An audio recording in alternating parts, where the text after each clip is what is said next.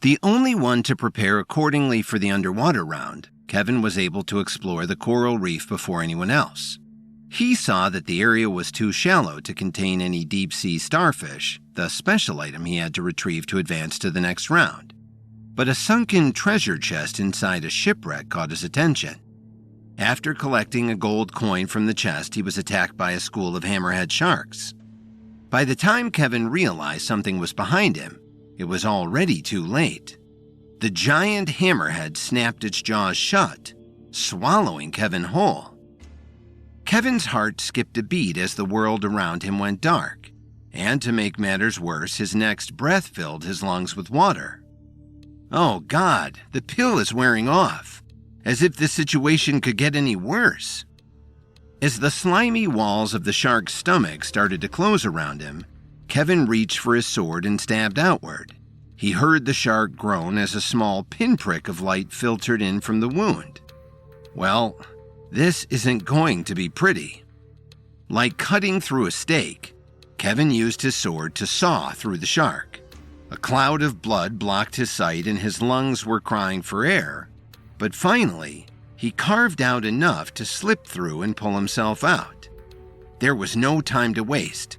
As Kevin rocketed to the surface, he looked down and saw the shark's body sinking lower and lower until it disappeared into deep blue water.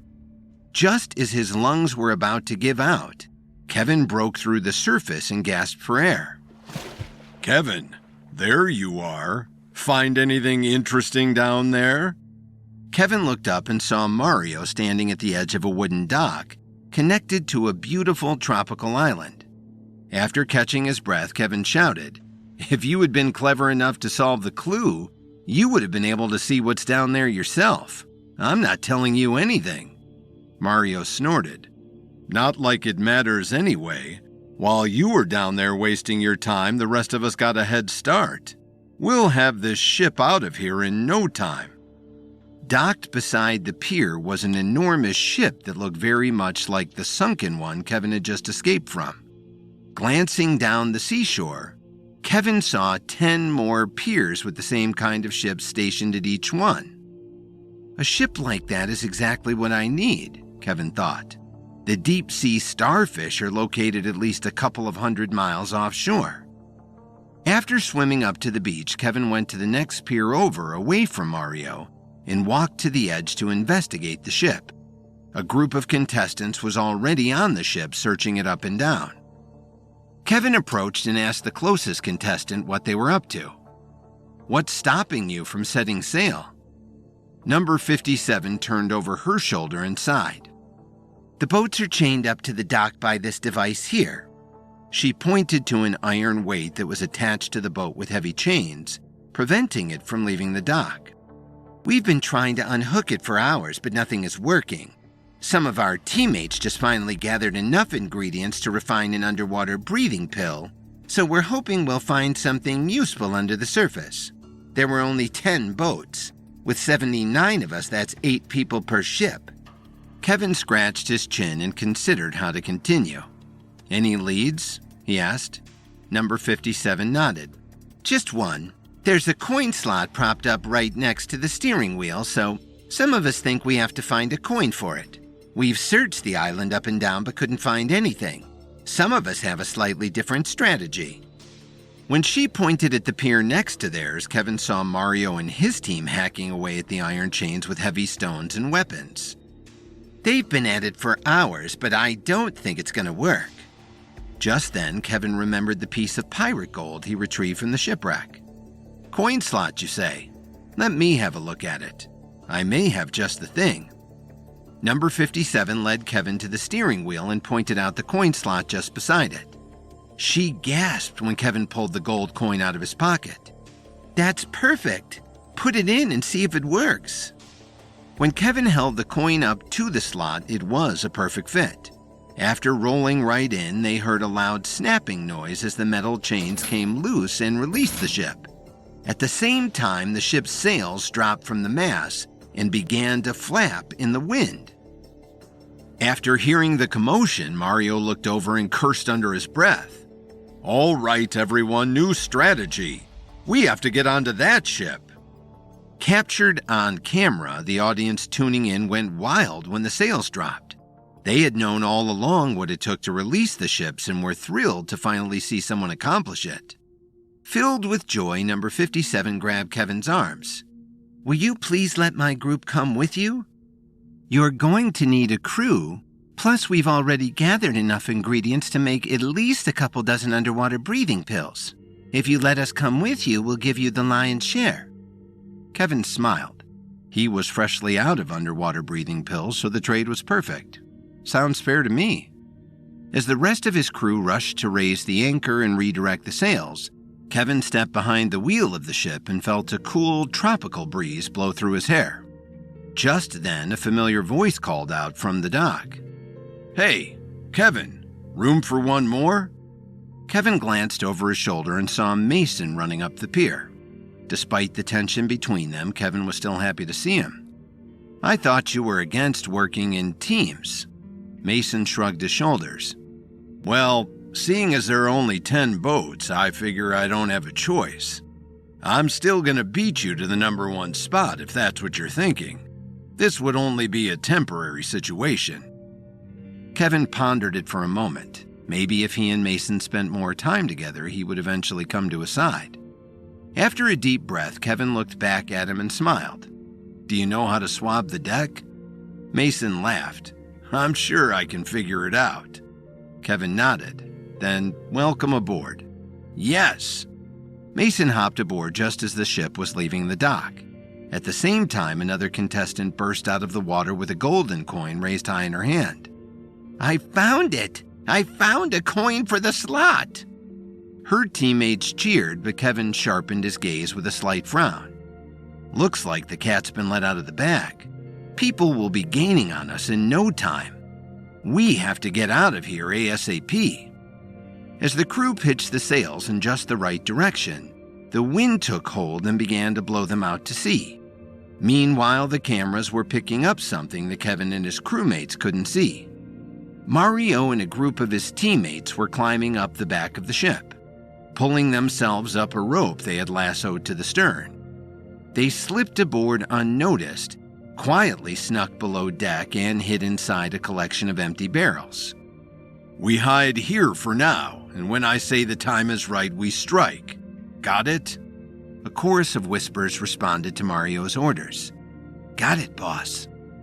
Later that evening, just as the sun was setting, Kevin and his crew were resting below deck. The ship had come fully stocked with food, water, and supplies, so one of the crew members had whipped up a seafood stew, and they were all armed with swords. There was also an herbalist station on board, so the crew was able to refine some fresh underwater breathing pills. Spread out on the table in front of Kevin was a map of the vast area surrounding them. With a feather pen he had found in the captain's quarters, Kevin reached for the middle of the map and drew a big red X. "This is where we have to go. The deepest point in the sea, Burton's Trench. We'll find deep-sea starfishes there for sure." Number 57, who had identified herself as Mindy, crossed her arms with a worried look. "It looks like the trench is over 6,000 feet deep. I'm not sure our bodies could withstand the pressure." Another crew member, number 17, chimed in. "There's a pill for that, actually.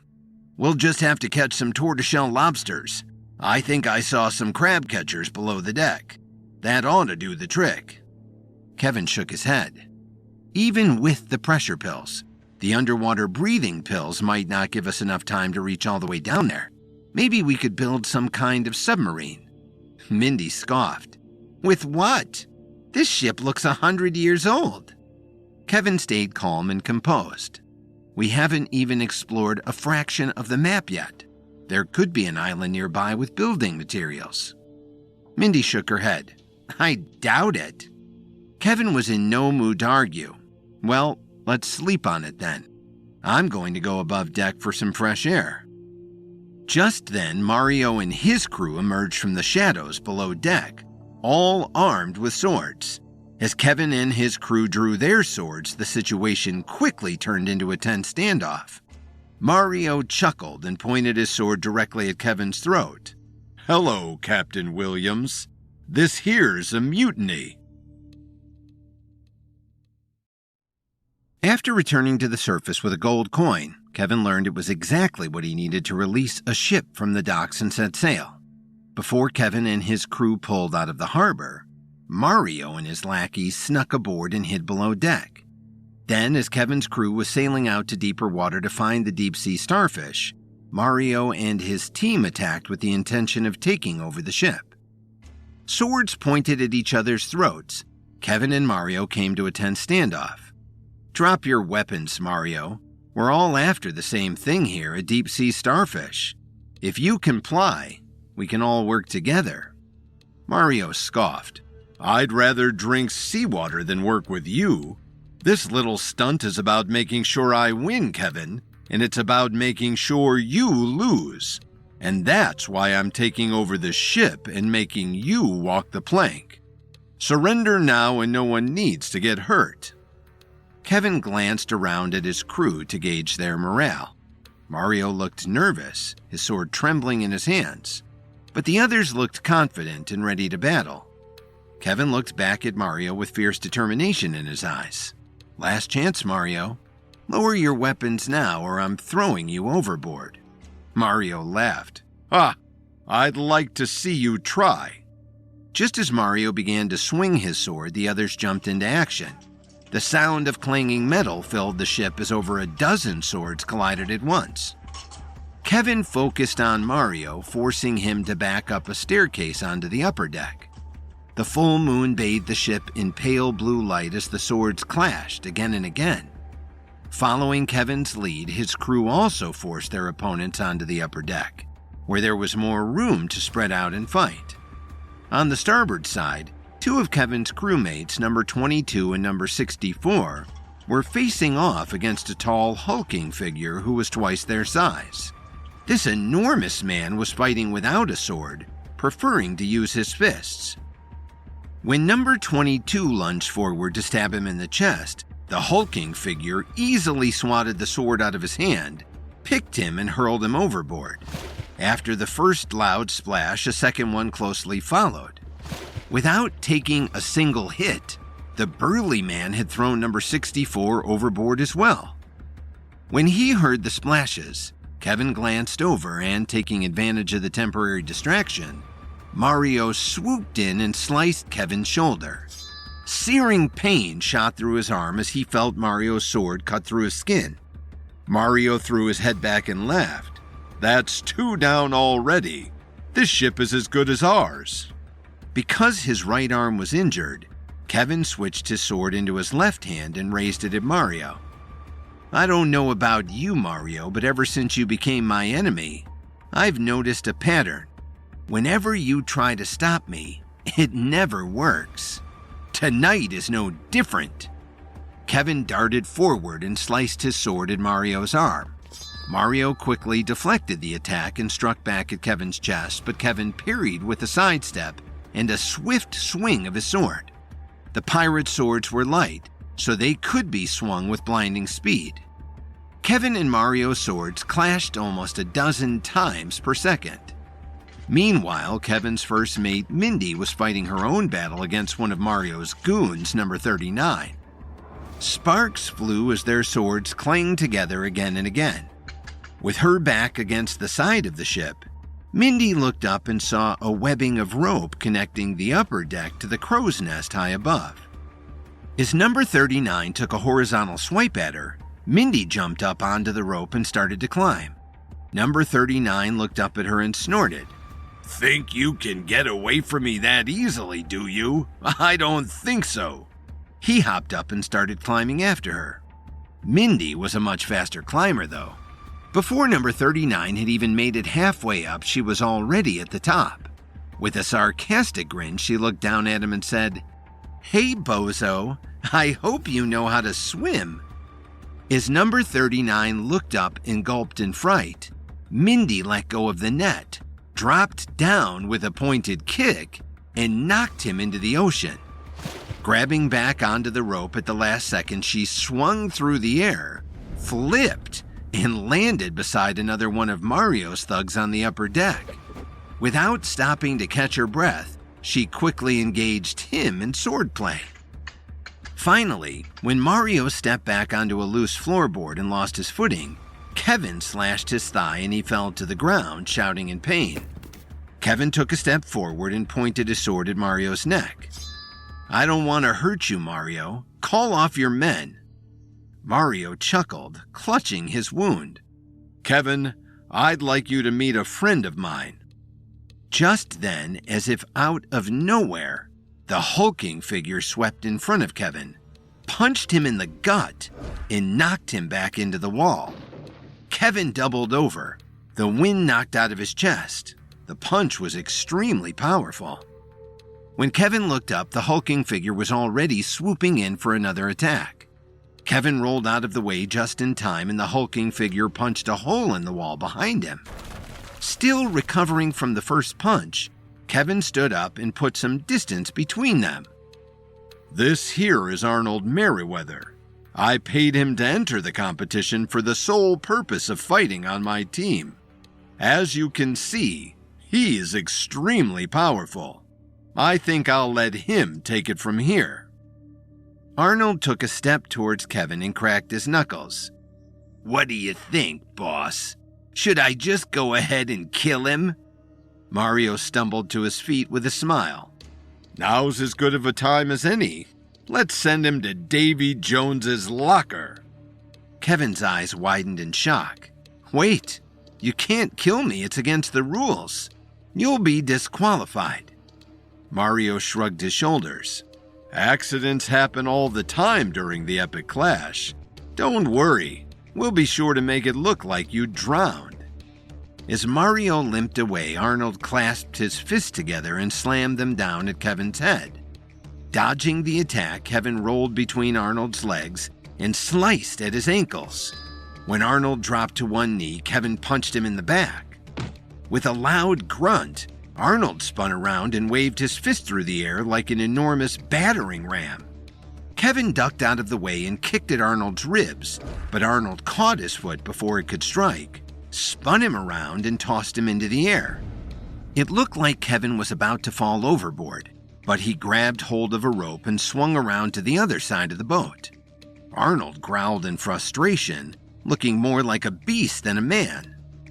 "If you had just fallen overboard, you could have saved your own life, little man. I will not give you that option again." As Arnold marched towards Kevin, a loud bang suddenly fired out from behind him. "Ah!" Arnold roared in pain and dropped to his knees. Standing behind one of Kevin's crewmates, number 17, had repositioned a cannon and shot a cannonball directly at Arnold's back. "This ship belongs to us, you big brute." The cannonball had left an enormous bruise on Arnold's back, but it wasn't enough to force him down. "You're going to pay for that, you little brat." Arnold stood back up and began approaching number 17 with loud thudding footsteps. Number 17 felt panic surge through his heart as he tried to quickly load another cannonball. His hand slipped, and Arnold caught up to him before he could defend himself. Grabbing number 17 by the throat, Arnold lifted him into the air and started to strangle him. Legs flailing, number 17 struggled to break free, but Arnold's grip was too strong. "No, leave him alone. Nobody has to die today." Mindy rushed over to stab Arnold's side, but he swatted her sword away with ease. Then, with his free hand, he lifted her up and hurled her overboard. Kevin knew he'd come to the same fate if he attacked Arnold head-on, so instead, he carefully aimed his sword and threw it. Bullseye! Kevin's sword sliced through Arnold's hand, forcing him to let go of number 17, who fell into the ocean with a splash. Kevin heaved a sigh of relief. It was a shame number 17 had fallen overboard, but at least he wasn't dead. Arnold turned around and looked at Kevin with murderous intent in his eyes. "You're running out of friends, little man. They're dropping like flies." Just then, Kevin heard a loud splash as someone fell off the stern. Out of sight from where he was standing, he could only hope it was one of Mario's teammates and not his. But Kevin wouldn't allow himself to feel discouraged. He took a step towards Arnold and raised his fists. "I'll take you all down myself if I have to." Arnold chuckled. "Good luck with that." Kevin struck first, throwing out a left hook that barely caused Arnold to even flinch. With a loud grunt, Arnold lifted his leg and kneed Kevin in the chest, knocking him back a few paces. He's too strong to fight directly, Kevin thought. I need to switch up my strategy. When Kevin looked up, he saw a hanging tray of supplies held up by a rope attached to a pulley. That's it. I know what I have to do. Rather than attacking, Kevin took on a defensive stance against Arnold, dodging his attacks with specific precision, secretly leading him underneath the loaded tray. The moment he was under it, Kevin picked up a cannonball and threw it at the pulley. Nice going, Arnold. You walked straight into my trap. When the cannonball slammed into the pulley, the supplies dropped and landed on Arnold's head, knocking him out cold. Kevin glanced around and didn't see anyone else fighting. Had the battle come to an end? Come on out, Mario. It seems like all of your goons have been defeated, including your personal bodyguard, Arnold.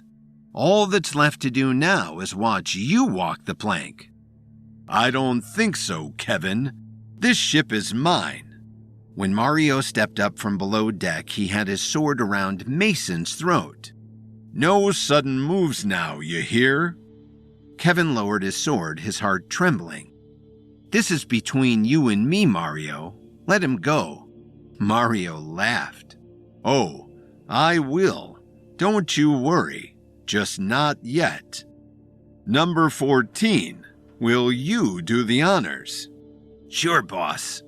While Mario kept his sword up to Mason's throat, number 14 gathered some rope and tied Mason's ankles to a heavy cannon. Sweat poured down Mason's face. You gotta stop these guys, Kevin. Mario slapped Mason to quiet him down. I know the two of you are friends, Kevin. I saw you talking together at the dinner.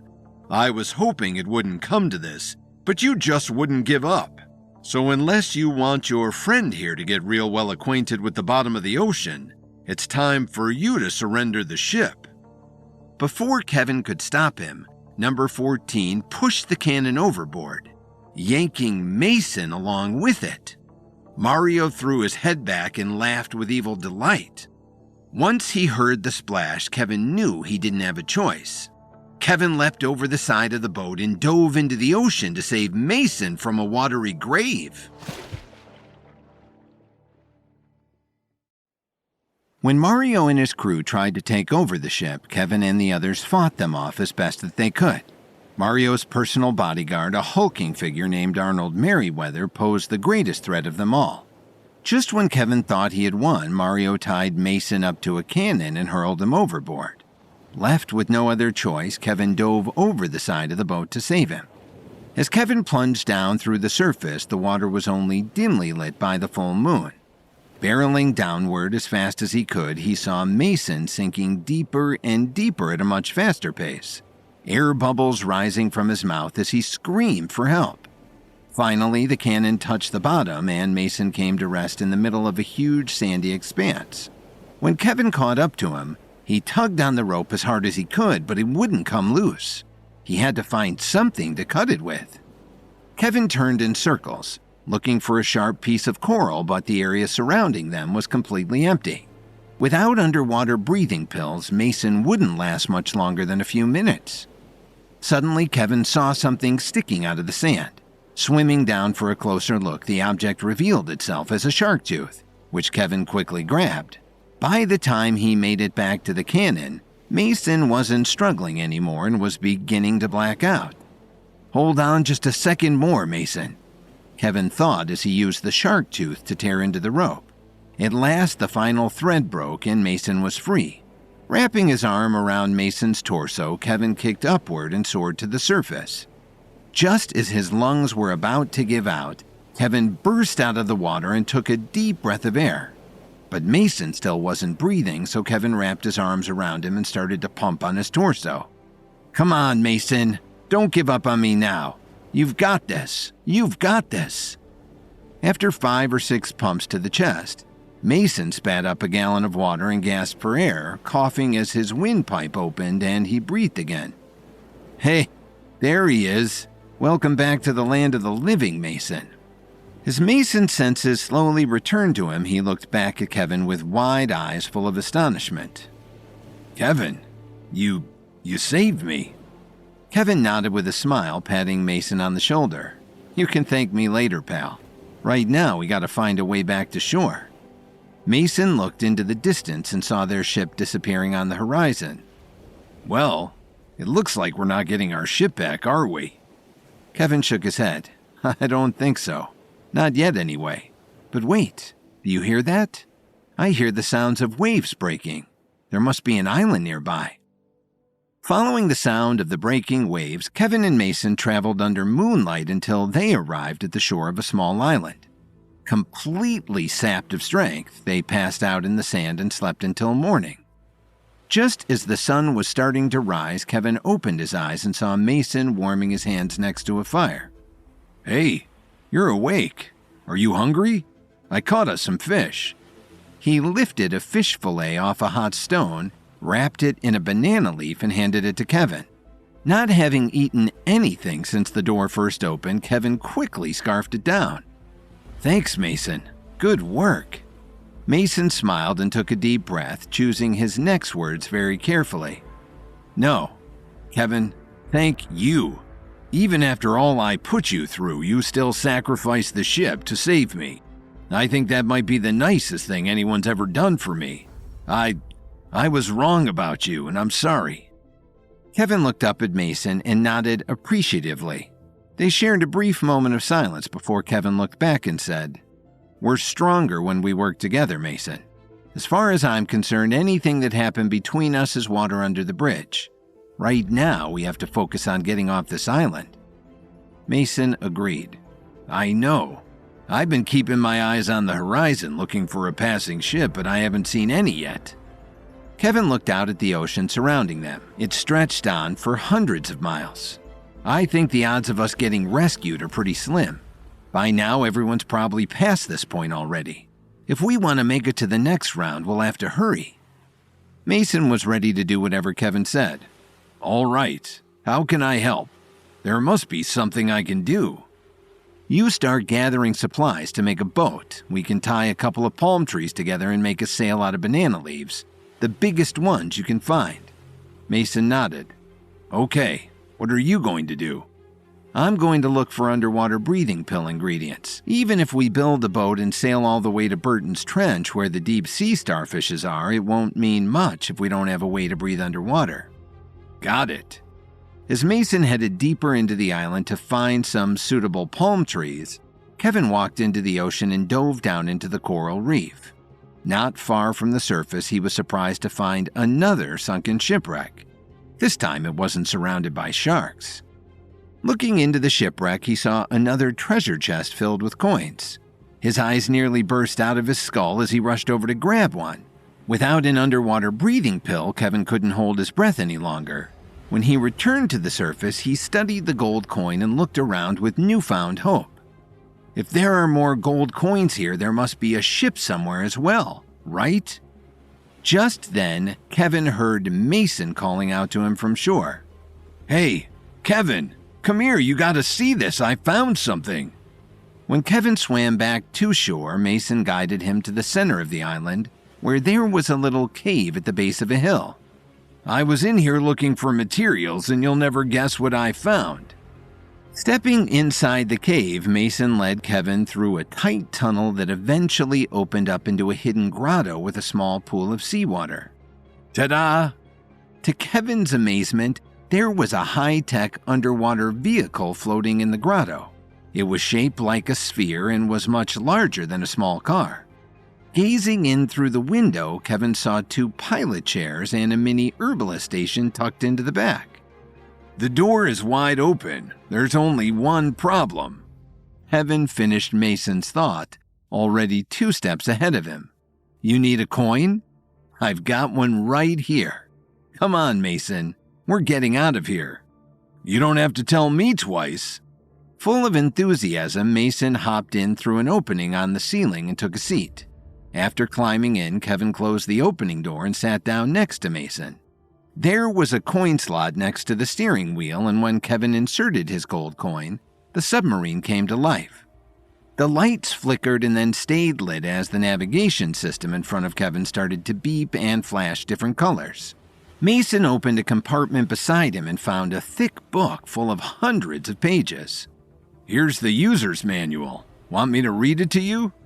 Kevin flipped a red switch and heard an engine power up. No time. We're already far enough behind as it is. How hard could it be? It's just a matter of up and down, right? When Kevin thrust the steering wheel down, the submarine plunged underwater and hit the rocky bottom with a sharp thud. Mason looked over and raised his eyebrows. Gently now, Captain Easy does it. Adjusting to the steering wheel sensitivity, Kevin steered the submarine through an underwater tunnel that led to an opening in the reef about a mile offshore. All right, Burton's Trench is 100 miles north of here. Let's see what this machine can do. Pushing the steering wheel all the way forward, the submarine shot away from the reef at the speed of a train. On the way there, they passed whole schools of fish in a blur and nearly ran into a whale. After an hour or so of traveling, Kevin glanced at the navigation system and saw they were now directly above Burton's Trench. When they looked up, they saw the bottoms of ships bobbing on the surface and dozens of swimmers diving from the ships to the depths of the water. By the looks of it, none of the divers returning from their quests were carrying a deep sea star. Do you think anyone's been able to reach the bottom without a submarine? Mason asked. Kevin stroked his chin and wondered the same thing. It's possible, but they'd have to swallow at least a dozen underwater breathing pills to make it down that far, not to mention a few pressure release pills, and even then, it would only give them a few minutes maximum at the bottom, which probably isn't enough time to find a deep sea star. We definitely have the advantage here. A swimmer passed by and took a long and hard look into the submarine. Her jersey read number 46. When she swam to the hatch and started banging on it, Mason looked at Kevin and said, "We better get going." Kevin thrust the steering wheel downward and the submarine started to dive. As the ocean shade of blue got darker and darker, they eventually arrived at the top of a canyon that plunged even deeper into the bedrock below. This is it, Burton's Trench.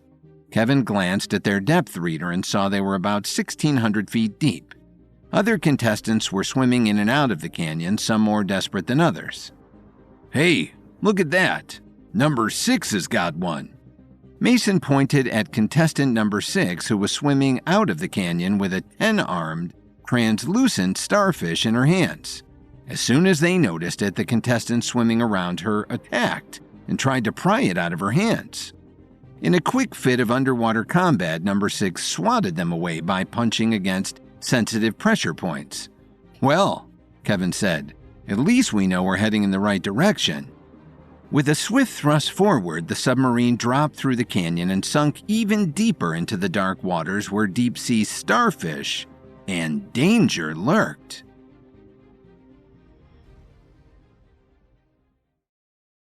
After Mason was rescued by Kevin, the two found themselves stranded on a deserted island. Moved by Kevin's actions, Mason apologized for his previous behavior and pledged himself to Kevin's team. Just when all hope seemed lost, Mason found a submarine hidden inside a grotto beneath the island, and the two of them used it to descend into Burton's Trench to find a deep-sea starfish. As Kevin and Mason sank deeper and deeper, the water around them changed from dark blue to black, and all they could see were little particulates lit up by the submarine's spotlight. The depth reader spun like a broken clock as they quickly passed 2,000 feet, then 4 until they finally came to a rest at 6,000 feet. Glancing out the window, Kevin and Mason could see sand again.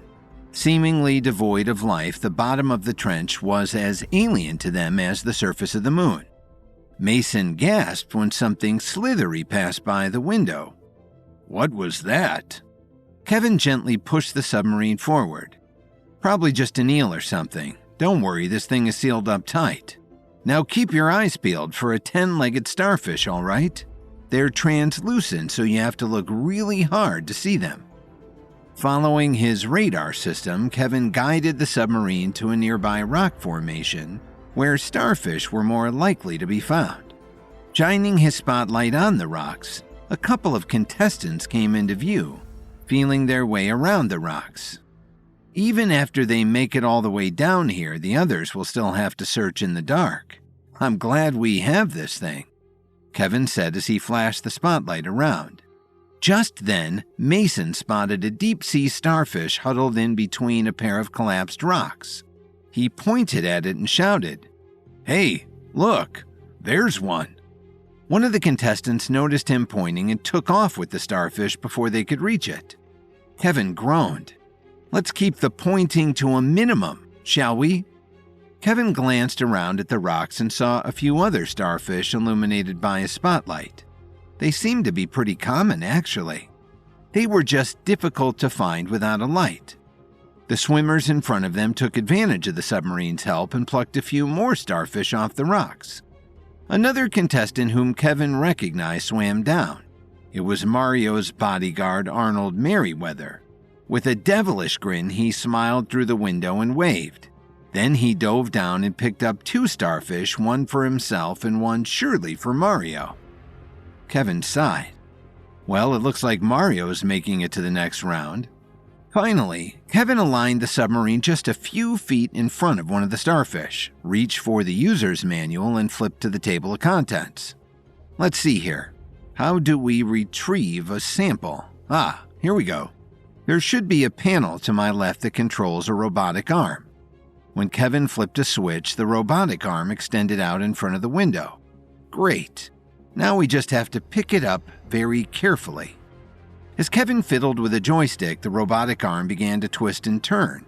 Just then, Mason noticed a blip on the radar. As the sonar blinked round and round, the blip got closer and closer. Mason began to worry. Kevin, it looks like something is swimming straight towards us." Kevin was too distracted with retrieving the starfish to pay it much mind. "Don't worry, Mason, it's probably just a swimmer. Life's pretty sparse down here. Sparse and non-threatening." The blip on the radar blinked closer. "I don't know. It seems like it's moving pretty fast."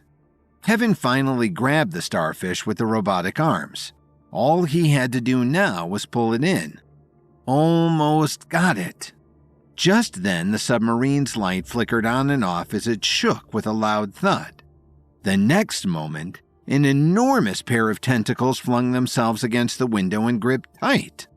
Kevin looked up with a startled expression on his face. "Oh, God, it's a giant squid! Hold on to something, Mason!" Mason stumbled and fell as the submarine was lifted up and tossed back against the rocks with a deafening crash. The lights went out and they were plunged into total darkness. All they could hear were loud thuds as the giant squid continued to thrash against the submarine. Finally, the creature seemed to have left, but the trouble was just getting started. A burst in the submarine's hatch was causing water to flood in by the gallon. If Kevin didn't do something fast, they were both going to drown. "Mason, there's no way we'll make it to the surface before drowning. I'm going to refine us some underwater breathing pills as fast as I can. I need you to look for a flashlight or something." Kevin jumped straight into the action, feeling his way around the mini herbalist station for familiar tools and supplies. Recalling what the Night King's book had taught him, he reached around inside the ingredient cabinet for something that felt like yellowtail caviar or blackfin barracuda scales. The water was at his knees and quickly rising to his waist as he felt through a small bucket of scales. Let's see, too sharp, too dull, too slimy. Wait, these are just right. Kevin grabbed a handful of barracuda scales and tossed them into the refinery. Just then, Mason clicked on a flashlight he had found in an emergency kit. "Here, let there be light." The water was at their waist, but thanks to the light, Kevin was able to gather the other ingredients quickly. After just a few seconds of searching, he tossed the other ingredients into the small refinery furnace and hit the power button. Thanks to the backup power reserve, it quickly got to work. By the time it was finished, the water was up to their necks. When Kevin retrieved the pills, he handed a handful to Mason and said, "Listen, don't head straight for the surface. We have to collect as many starfish as we can first." Kevin opened a cabinet and handed Mason a mesh bag. "Why? Don't we need just one each?" The water was quickly rising. "No time to explain, you just have to trust me. These pills will last long enough to give us each about 5 minutes at the bottom. Once those 5 minutes are up, swim up as fast as you can. Got it?" Mason nodded. "Got it." Kevin smiled, his heart full of adventure. "See you on the other side, brother." Just then, the water rose up above their heads. When Kevin opened the hatch, they both swam out of the submarine into cold, lonely darkness. Following the path of Mason's flashlight, they gathered as many starfish as they could in 5 minutes, and then headed straight to the surface. A whole hour passed before they made it to the top of the trench, and the first glimmers of sunlight started to appear. From the top of the trench, it was another hour of swimming before they started to see signs of life again. Finally, Kevin burst to the surface and took a deep breath of air. The underwater breathing pills had done their job. Mason burst up just after him, and the two high-fived. "How many starfish did you manage to grab?" Mason sifted through his bag. "4. How about you?" "I got 6, Kevin answered. "Why so many?" Mason asked. Suddenly, a loud voice called out from a nearby boat. "Kevin, you made it!" Kevin looked up and saw Mindy, one of his old crewmates, standing on the bow. Kevin waved with a huge smile on his face. "Hi, Mindy. Looks like you found another boat." Mindy laughed. "I was lost at sea for almost a full 24 hours before this crew spotted me. They're a lot nicer than those jerks who attacked us." "Will you let us aboard?" Kevin asked. Mindy nodded. "Of course. We haven't found any starfish, though, so we won't be leaving anytime soon, I'm afraid." Kevin leaned over to Mason and whispered, "This is why we collected so many." Mason smiled as Kevin turned back to Mindy. "How many people are in your crew?" "There's 8 of us." "Perfect," Kevin thought. "We've got 10 starfish down here. Why don't you pull us up and we can get out of here?" Mindy's eyes beamed with excitement. At that moment, she was never happier to have a friend. Somehow she knew that befriending Kevin would pay off. "Seems like a fair deal to me. Come on up." She tossed down a life preserver and pulled Kevin and Mason up onto the deck. Other contestants, members of Mindy's crew, stormed up from below demanding an answer. "Mindy, you know we barely have enough supplies as it is. What's the meaning of this?" The tension melted as soon as Kevin and Mason presented their starfish. Everyone's jaws dropped, and they were at a loss for words. Mindy smiled. "How's that for a catch?" Kevin handed out the starfish until everyone had one. "Now we just have to find the door out of here. Which way have people been heading so far?" Mindy scanned her memory. "The only boat to leave so far has been Mario's. They headed west, but I can't say why. They could be heading in the wrong direction for all I know." One of Mindy's crew members, a young man whose jumpsuit read number 52, looked up with a bewildered expression. Are any of your starfish glowing?" Kevin immediately held the starfish up to his eyes. It was subtle, but one of its legs was softly glowing. When he spun it around, a different leg started to glow, consistent with the same direction. "They're telling us which way to go, like compasses. Looks like we need to head west indeed." At Kevin's command, the crew leapt into action, dropping the sails and raising the anchor. After following whichever way the starfish pointed them, the crew saw a small island appear in the distance. "Land ho ho!" someone shouted from the crow's nest. As the island grew nearer and nearer, Kevin noticed a lighthouse towering high on the rocky shore. "That way, to the lighthouse." The ocean surrounding the island was fierce and choppy. It was difficult to see at first, but as they approached it, Kevin noticed the water was churning in a circular fashion. "Wait a second." Just then, the contestant in the crow's nest shouted, "We've got a whirlpool at 12 o'clock. Kevin spun the steering wheel all the way to the left. guiding the ship around the whirlpool, just grazing its edge. Cautiously evading the whirlpool, Kevin steered the ship toward the lighthouse. Gazing out at the rocky shore, he saw a wrecked ship torn in half against a jagged pile of stones.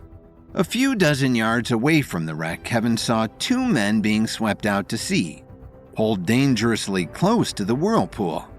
Kevin sharpened his gaze for a closer look and saw that the two men were none other than Mario and his bodyguard, Arnold. Without hesitation, Kevin spun the boat around and turned towards them, putting his own life and everyone else's in danger. From the starboard side, Mindy looked over at Kevin crossly. "You're risking everything to save them? After all they've done to us? Why?" Kevin gritted his teeth as he steered the ship over the raging, chaotic currents with great skill. "I don't care what he's done. I just can't watch him die. And besides, I don't want him to lose the epic clash this way. I want to see his face when I beat him fair and square." Mindy groaned as she threw down the life preserver. "Hurry up. I'm only giving you 30 seconds. Mario and Arnold quickly grabbed hold of the life preserver. It took 5 people to pull them up. When Mario collapsed on the upper deck, he was only concerned with one thing. "Arnold, the starfish. Please, tell me you still have the starfish." Arnold coughed up seawater and pulled a pair of starfish out of his deep pockets. "Of course, boss. I got them right here." Mario pumped his fist in the air and cheered. "Yes, good work, Arnold. The rest of you got lucky. I would have some stealing to do if he had lost those." Mindy frowned and pointed in Mario's face. "You've got some nerve talking to us like that right after we saved your life." "No time to argue," Kevin shouted. As the boat was carried to shore, it was clear there was no way to make a soft landing. "We're going to have to jump. Ready? 3, 2, 1, go!" Kevin held the boat as parallel to the rocky shore as he could. Once everyone had safely jumped to shore, Kevin let go of the wheel and ran to do the same. The gap had already widened by the time he reached the edge, but with a running start, he was able to clear it. The lighthouse was just ahead. When Kevin glanced back, he saw the ship being eaten by the waves as several other contestants' ships appeared on the horizon. "Come on, Kevin, let's get out of here." Mason reached down and helped Kevin up. Together, they sprinted to the lighthouse. In front of them, Mario, Arnold, Mindy, and her crew had already gotten through the door. As the storm was beginning to pick up more and more fury, Kevin and Mason hurried into the lighthouse and were met with thunderous applause. "And next we have Kevin Williams and Mason Zimmerman, folks. Let's give them a hand, shall we?"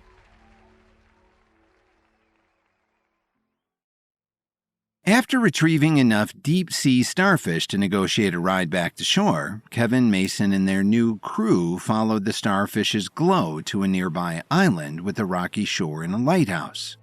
Mario's ship had crashed along the way, and he was quickly being pulled into a whirlpool. Wishing to beat Mario fair and square, Kevin saved his life before he and Mason stepped into the lighthouse. On the other side of the door, they were back inside the stadium hosting the epic clash.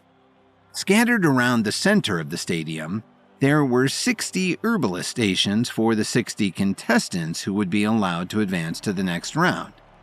Kevin stumbled towards one to claim as his own, exhausted from the previous round, but Mario stepped in front of him along the way. "Just so you know, Kevin, saving my life hasn't changed anything. As soon as I get the chance, I'm taking you down." Kevin smiled at Mario sarcastically. He was hardly in the mood for an argument. "Do what you have to do, Mario, even if your task is impossible. Now, would you please just give me a few minutes to catch my breath? We can get back to our blood feud later." Mario scoffed. "Enjoy the rest while you can, Kev. When we get to the next round, I'm turning up the heat." Kevin rolled his eyes as Mario turned and walked back to his station. Turn up the heat? With all the time Mario had to plan, he seriously should consider hiring someone to write better lines for him. Each herbalist station had a furnace, chemistry set, ingredients cabinet, and a small cot to rest on. When Kevin got to his station, he laid down on the cot inside. A medic walked over and handed him a hot meal, and he thanked her for it. Meanwhile, contestants were still racing in from outside. After getting through the door, they had to drop their deep-sea starfish into a large bin before officially earning their place in the next round. Above the bin, a huge screen displayed the number of starfish it had received thus far. Right now, it was at 52. Sean McAllister's voice boomed through the speakers each time the number changed. "All right, people, with contestant number 45 coming through the door, we are officially at 52 starfish. That means there are only 8 spots left to advance into round 3. Stay tuned." Just then, contestant number 76 burst through the door and was met with thunderous applause. "Looks like we have our aspiring champion, folks. Let's hear it for contestant number 76. Number 76 waved at the crowd with a look of relief, but when she tossed her deep-sea starfish into the bin, the screen flashed red. Like a vending machine, the bin returned the starfish into a small receptacle built into its base, and the number on the screen remained the same. Number 76 began to panic. "Hey, wait! That's not fair. I got my starfish just like everyone else." A man in a black and white striped shirt walked onto the field and approached the bin. "Looks like we may have a problem. For those of you listening on the radio, a referee has been dispatched to investigate number 76 starfish."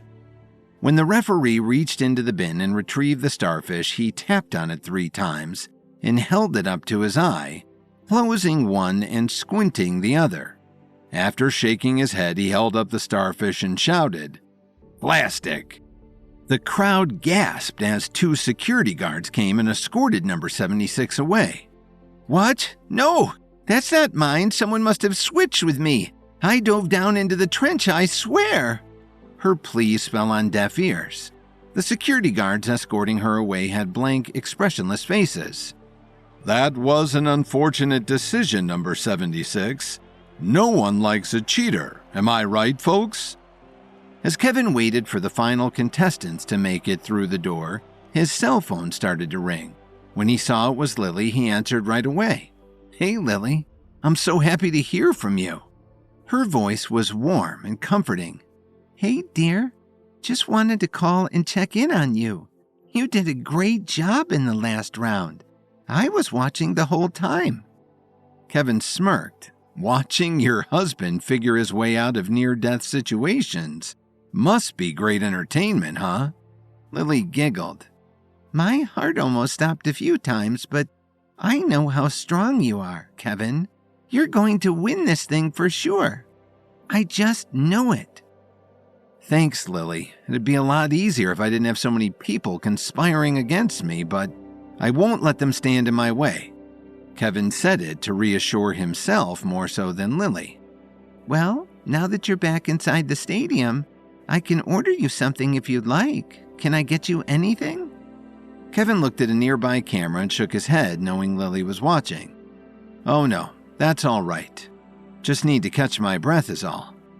Just then, the final contestant, number 17, burst through the door and dropped his starfish into the bin.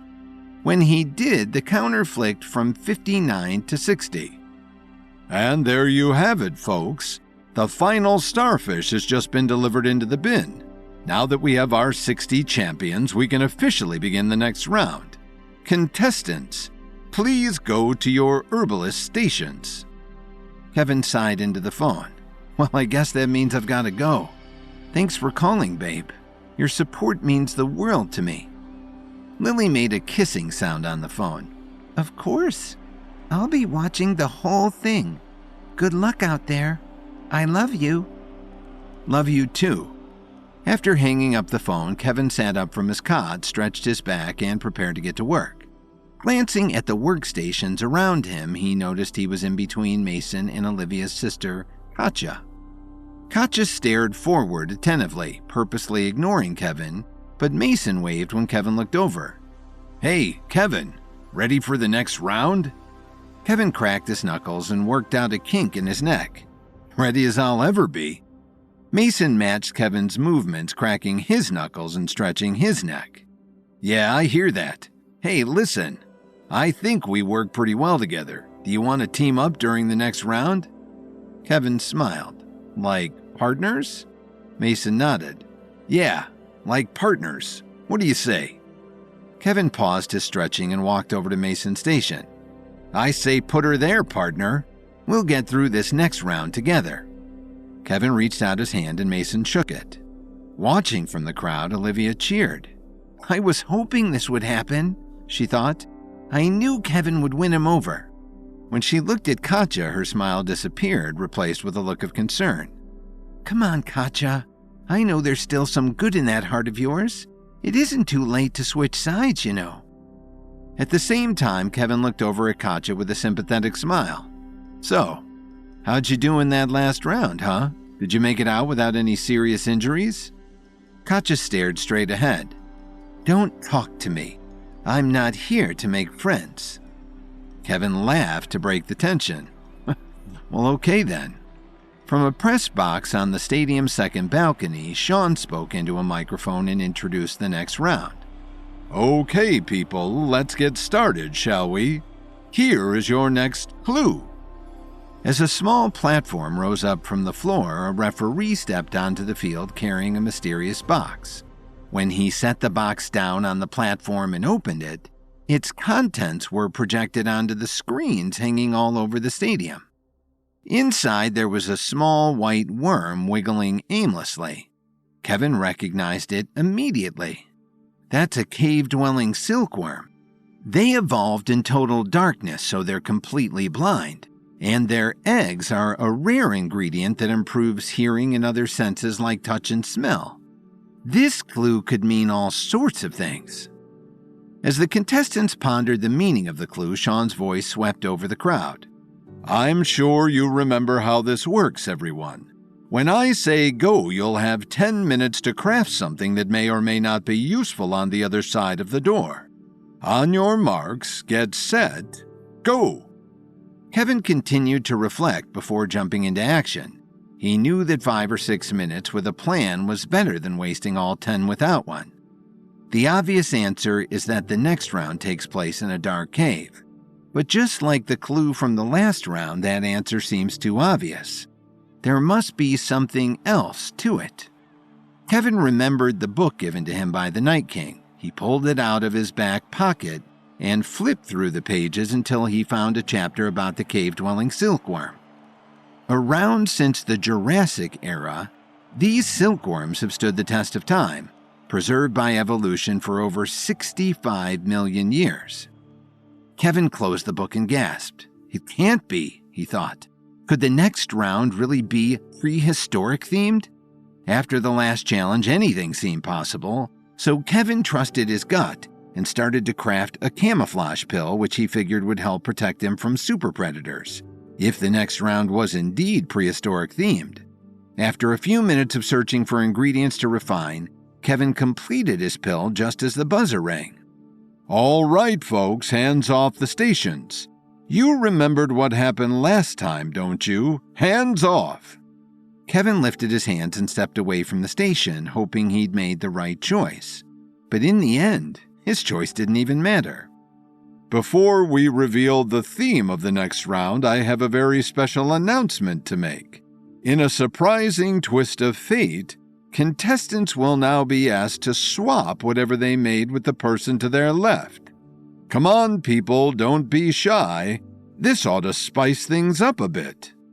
Kevin started to look toward the contestant to his side with dread. Using his herbalist book to deduce that the cave-dwelling silkworm was over 65 million years old, Kevin guessed that the next round would be prehistoric themed and quickly crafted himself a camouflage pill to hide from predators.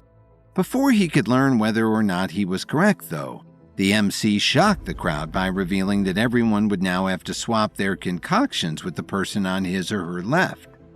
The person on Kevin's left was Katja. who accepted Kevin's pill with a frown.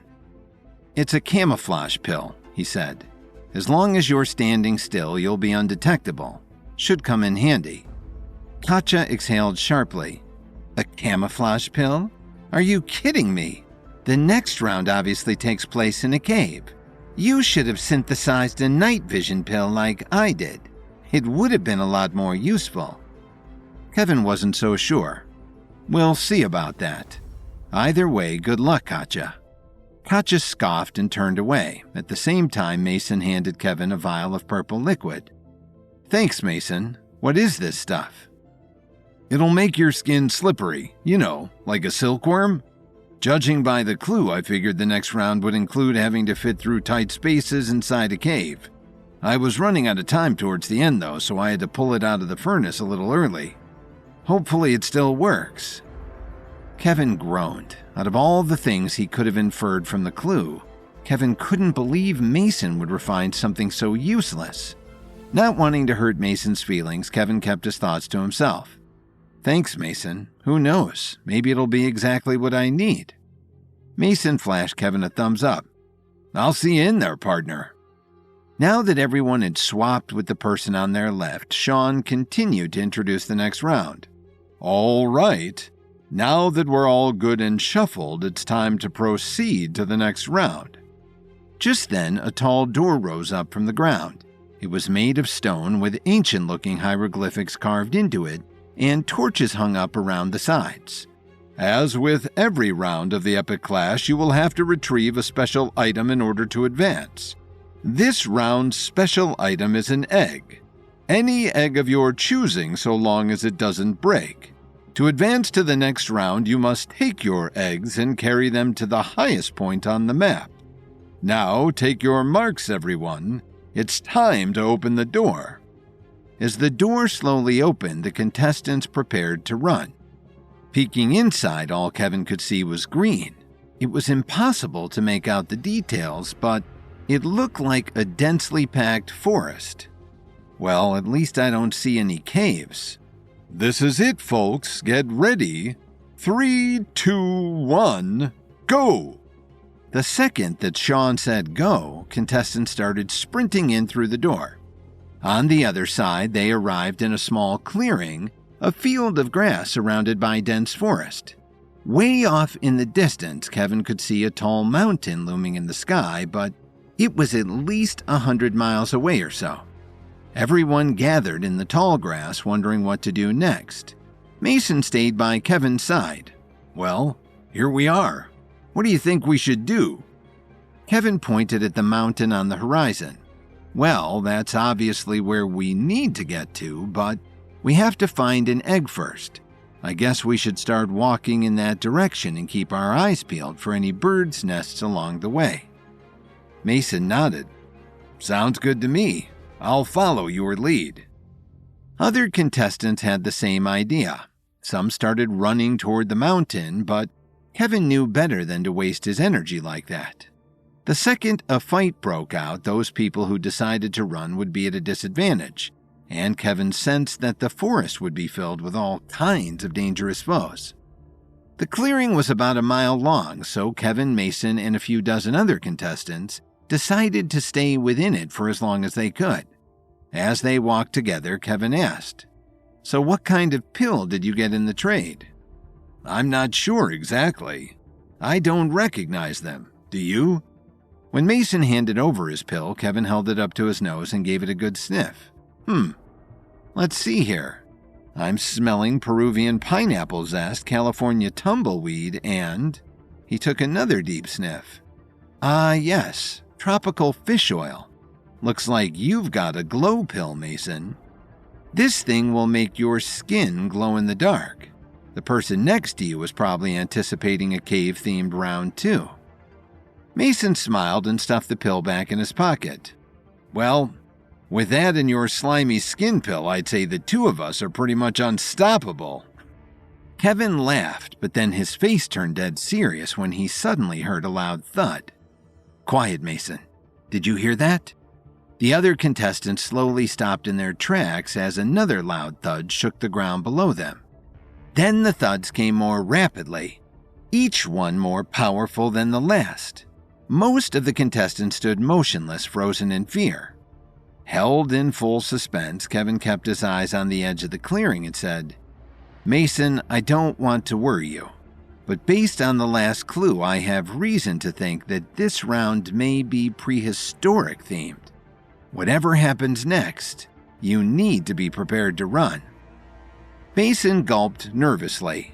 He opened his mouth to say something, but before the words could come out, a loud roar shook the trees around them. Just then, a monstrous Tyrannosaurus Rex came bursting into the clearing, clamping its mouth shut around a nearby contestant and shaking them in their jaws.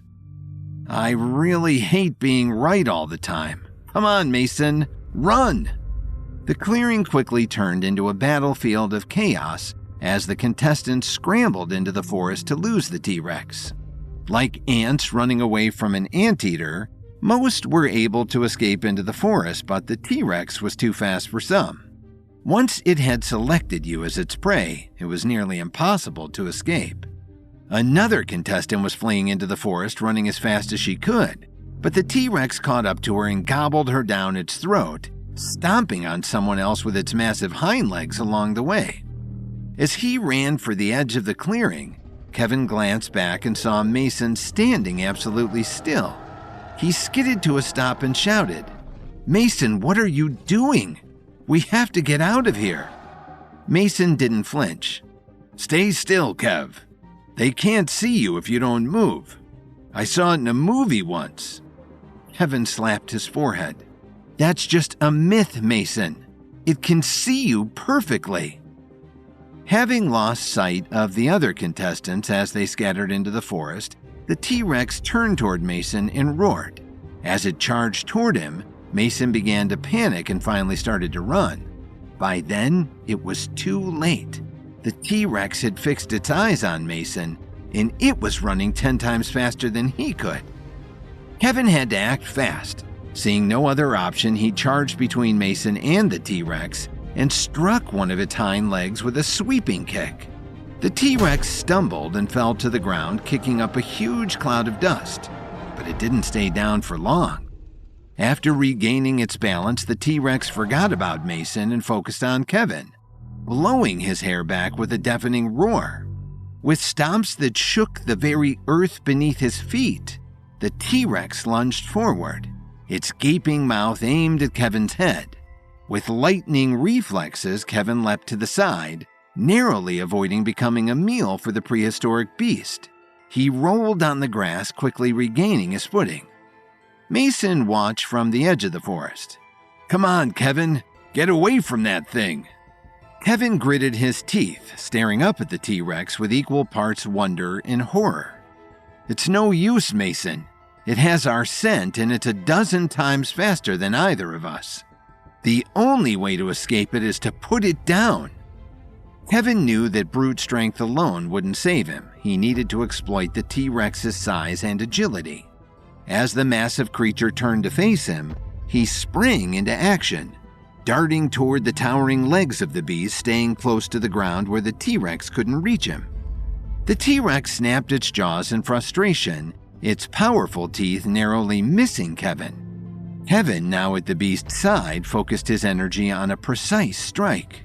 With a swift, powerful kick, he delivered a bone-crunching blow to the T-Rex's knee. "I have to target its weak spots. That's the only way I stand a chance against this thing." The ancient predator let out a deafening roar of pain and fury, its colossal body trembling. Kevin, focused on the dinosaur, continued his assault. He darted around the T-Rex, delivering a flurry of lightning-fast kicks and punches to its weak spots, its eyes, nostrils, and sensitive areas on its neck. Each strike was like a pinch compared to the T-Rex's massive form, but Kevin knew that focus and intelligence were his greatest allies.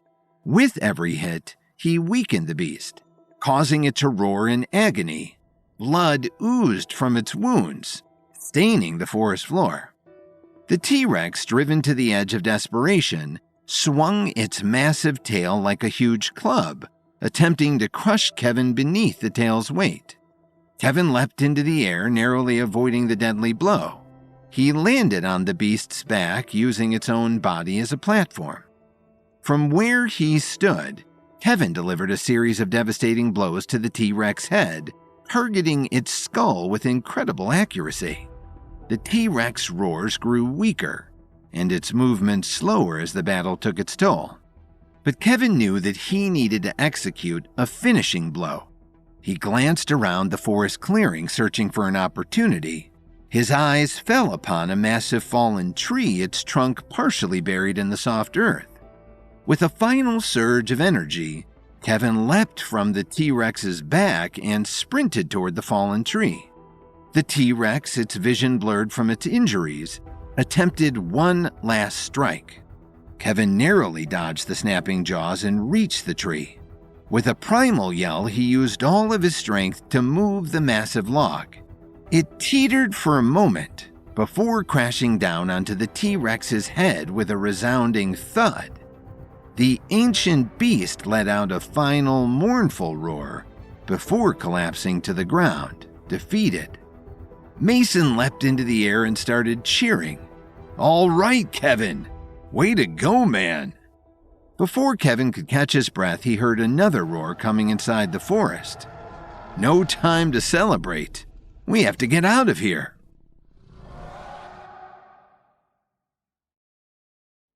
When Kevin and Mason first stepped through the door into the third round, nothing seemed too out of the ordinary. They were told to find an egg and bring it to the highest point on the map, which Kevin and everyone else figured was a tall mountain on the horizon. As they began to walk towards it, they were attacked by a Tyrannosaurus Rex, which Kevin defeated. Unfortunately, just after the first T-Rex got put down, Kevin heard more beasts on the way. There was no time to think. "Quick! Into the forest, Mason! We have to find a place to hide." Just before Kevin and Mason could make it into the forest, another T-Rex burst into the clearing and started chasing after them. "Great! Now it's seen us!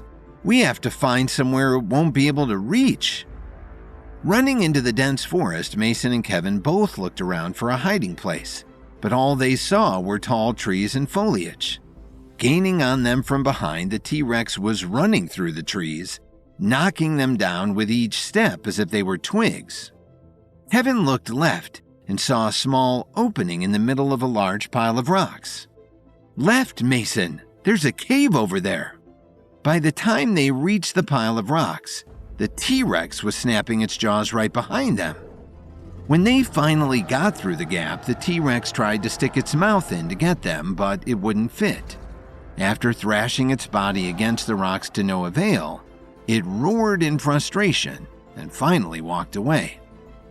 Kevin and Mason caught their breath, the energy in their blood beginning to wear off.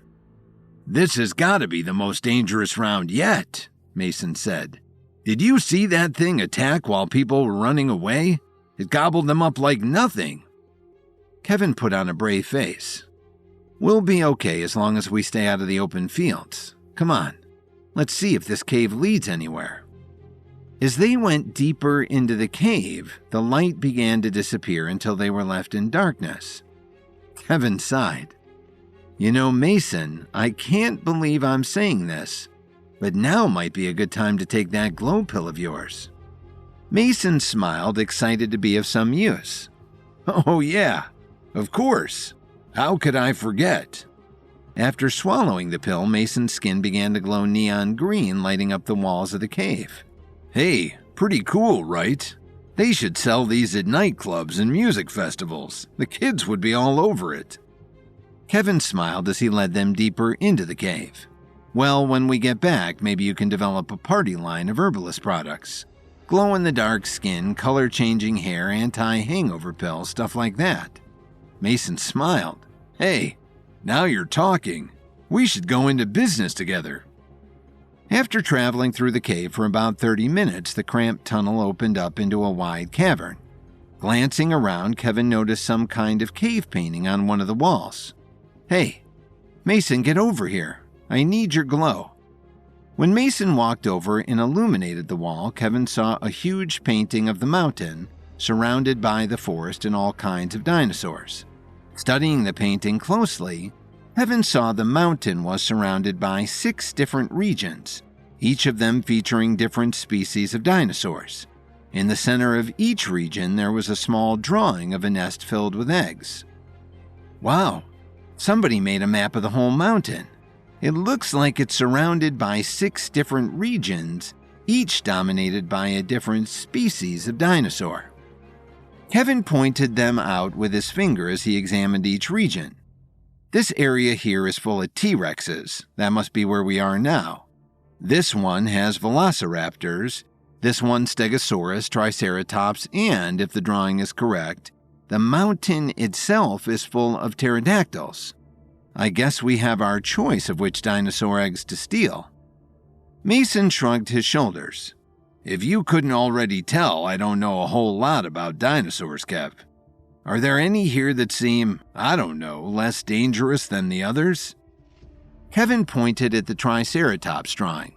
Triceratopses are less violent than the others, but they're located all the way over here, on the other side of the mountain. Stealing an egg from them would probably be less dangerous, but we'd be sacrificing a lot of time. Mason scratched his chin, grasping for a solution. Well, we already know you can take down a T-Rex. I saw it with my own eyes. What if we stayed here and took one of their eggs? Kevin shook his head. I was only able to take down one of those things, and it was an extremely close call. If we went into their territory to steal an egg, we'd probably run into more than just one. Even if it was only 2 of them, we wouldn't stand a chance. Mason nodded to signify his understanding. Well, what do you think? Any bright ideas? Kevin pointed at the velociraptor territory. The velociraptors are right in between us and the mountain. It wouldn't be the easiest route, but it would be the fastest. Velociraptors are smarter than T-Rexes, but a lot smaller and easier to fight. Mason smiled and clasped his hands together. Well then, sounds like we have a plan. We might want to craft some camouflage pills before we go, though. Raptors are expert hunters, and it would be suicide to go out in the open. Kevin turned around and saw a pile of burned wood in the corner. Looks like this cave used to be inhabited. If we can get that fire going, we should be able to refine a few ingredients. You stay here and try to get it started. I'm going to go out and search for some ingredients. Kevin went out the same way they came in and, after checking for any T-Rexes, started to gather ingredients for a camouflage pill. There wasn't much to work with, but thanks to his secret book, he was able to gather enough substitutes for at least a few pills. As he approached the chamber where he left Mason, he could see flames dancing around the corner, illuminating the walls. Hey, good job, Mason. You got the fire started. Kevin ran toward the light, but when he turned the corner, he was met with a shock. The cave was full of people with slanted brows and loincloths wrapped around their waists. When they saw Kevin, they started to call and yell in an unfamiliar language. Kevin knew in an instant that he was dealing with a tribe of Neanderthals. Kevin, I'm sorry. There were too many of them. Following the sound of his voice, Kevin looked over and saw Mason tied up next to the fire. The Neanderthals glared at Kevin, raising their heavy clubs and sharp spears. All right, Kevin thought. These people share the same human backstory as I do. We're basically one and the same. Maybe I can reason with them. Kevin held up his hands and spoke very slowly. He pointed at himself and said, Kevin. Then he pointed at Mason and said, Mason. Kevin and Mason. We are not dangerous. The Neanderthal stared back at Kevin with blank, unimpressed faces. Mason shook his head. Nope, that's not going to work, Kev. I tried the same thing. They don't understand. Kevin could tell the Neanderthals were getting more and more angry. If he didn't do something soon, they would attack. All right, if I can't reason with them, then maybe I can convince them that I'm some kind of god. Kevin reached into his pocket and pulled out his cell phone. The Neanderthals glanced back and forth at each other. Each was as confused by the machine as the other. Kevin took a step forward and loudly shouted, Behold, for I come from the sky and have magic powers." Hoping to stun them into submission, Kevin pointed to his cell phone and snapped a picture. The moment the camera flashed, however, the Neanderthals broke out into a rage and rushed forward to attack, yelling in their own native language. Damn it. Well, that didn't work. Kevin held up his fist and prepared to fight. His battle would be an easy one if he was able to use some of his levels, but his current enemies were ordinary people. In fact, prehistoric ordinary people. Those skills were not something he could employ. Kevin did know that in close quarters like this cave, agility and precision would be his greatest assets. As the first Neanderthal closed in, wielding a heavy club, Kevin quickly sidestepped the attack, delivering a precise strike to the Neanderthal's stomach. The primitive warrior fell to the ground, gasping for breath. But there were more coming, and Kevin had no time to waste. He used the cave's irregular terrain to his advantage, ducking behind large stalagmites and using them as cover. The Neanderthals, unable to predict his movements, found themselves attacking shadows. Guarded by a Neanderthal with a spear, Mason cheered Kevin on. "That's it, Kevin. Use those Stone Age brains of theirs against them." The Neanderthal guarding Mason looked down at him as if he understood what he said. Mason let out a frightened chuckle. "Only joking, of course." Kevin's movements were a blur of strikes and dodges. He delivered swift kicks and punches, targeting the Neanderthal's vulnerable points like a doctor with a knife. Yet the tribe's numbers were overwhelming, and their ability to deal with Kevin's attack was amazing. As Kevin engaged in a fierce one-on-one battle with a Neanderthal wielding a spear, he narrowly avoided a deadly thrust. He fought back with a powerful kick to the Neanderthal's knee, sending him crashing to the ground. The cave echoed with the clash of primitive weapons. Torches flickered, casting scary shadows on the cave walls. Despite his skill, Kevin was becoming increasingly surrounded, and the tide of battle seemed to turn against him. Seeing his situation, Kevin changed tactics. He decided to go on the offensive. With a series of fluid movements, he used his environment to his advantage, hurling one of the fallen Neanderthal's clubs at a cluster of his foes, knocking them off balance. Kevin pressed his advantage. He overpowered several Neanderthals in quick succession, their bodies falling like dominoes. The remaining tribe members, sensing the course of the battle shifting, began to hesitate. One by one, the Neanderthals, their confidence shaken, turned and fled deeper into the cave. The flickering torchlight revealed their panicked expressions as they disappeared into the darkness. The cavern, once filled with the noises of battle, fell into an eerie silence, and Kevin could take a moment to catch his breath without fearing that his life would be taken. After narrowly escaping a T-Rex attack, Kevin and Mason found refuge in a dark cave. Using Mason's glow pill to illuminate the walls, they found an ancient wall painting that outlined the region and the dinosaurs that occupied different territories. Kevin decided it would be best to steal a velociraptor egg, but they were ambushed by a tribe of Neanderthals before leaving the cave. After successfully fighting back against the Neanderthals, Kevin ran over to Mason and began to untie him. "Are you hurt, Mason?" Mason shook his head. "No, I'm all right. Good thing you showed up when you did. I think they were getting ready to roast me over the fire." Kevin untied the last knot and helped Mason up to his feet. "Well, the good news is I was able to gather enough ingredients to make a few camouflage pills. Now we just have to find a way to refine them." Tucked away in a corner, Mason found a large stone cauldron. "Will this work?" He pushed the cauldron over to the fire. It made a shrill sound as it scraped against the cave floor like nails on a chalkboard. Kevin nodded. "Yes, that's perfect." After waiting for the cauldron to heat up, Kevin tossed in a handful of ingredients. Thanks to the secret book given to him by the Night King and Leo Hayes, he was able to identify a few local ingredients that would grant the power of camouflage when combined. The ingredients were redwood bark conifer sap, and the most difficult to find, beetle wings.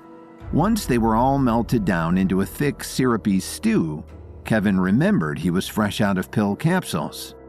"Do you have any pill capsules, Mason?" When Mason shook his head, Kevin sighed.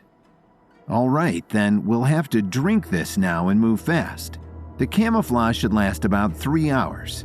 That should be enough time to sneak into the Velociraptor territory and steal an egg, so long as we don't run into any trouble along the way." Kevin cupped his hands together, reached into the cauldron, and took a big sip of the mixture. It tasted earthy like swallowing dirt and made his throat tingle as it went down. Within just a few seconds, Kevin's skin became like a mirror, perfectly blending in with his surroundings. When Mason took a sip of the brew, his skin reacted the same way. "Perfect. Way to go, Kevin. Hey, if you were around in the ancient past, you would have made a great shaman." Kevin laughed. "I suppose herbalists are just modern-day shamans, aren't they? Now listen, the camouflage effect works best when you're absolutely motionless.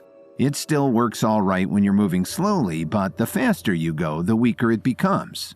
So let's keep things slow and steady, all right?" Kevin and Mason cautiously stepped out of the cave and looked around to make sure there weren't any T-Rexes nearby. Once they were sure the coast was clear, they began walking north toward the mountain. The Velociraptor territory is at the base of the mountain. After we steal an egg, we can start climbing right away. Just then, Kevin and Mason stopped in their tracks when they heard the familiar sound of thunderous stomping. The ground shook as the stomping grew louder and louder, and then a great monstrous roar punctured the silence. Following the roar, they heard a loud human scream. Finally, a T-Rex charged through the trees a few dozen yards away, chasing a frightened contestant. "Help me! Please, somebody help me!" The T-Rex was gaining on her. If Kevin didn't act, she'd be eaten in just a few seconds. Mason felt bad for the contestant, but he wasn't sure if it was worth the risk. "Maybe we should just let it pass." Kevin considered it for a moment, but when he heard the contestant let out another blood-curdling scream, he leapt into action. A few yards in front of him, he saw a fallen log, which he knocked forward with a perfectly timed kick. Just before the T-Rex was about to chomp down on the fleeing woman, the fallen log shot between the T-Rex's legs and tripped it. It fell to the ground head first, kicking up a cloud of dust and debris. It wasn't much, but it gave the contestant a bit of time to escape. "Hurry! Get out of here!" By the time the T-Rex stumbled up to its feet, the contestant had already fled out of sight. Kevin remained absolutely still as the T-Rex turned around, looking for its lost prey. After a moment or two, it gave up and loudly stomped away.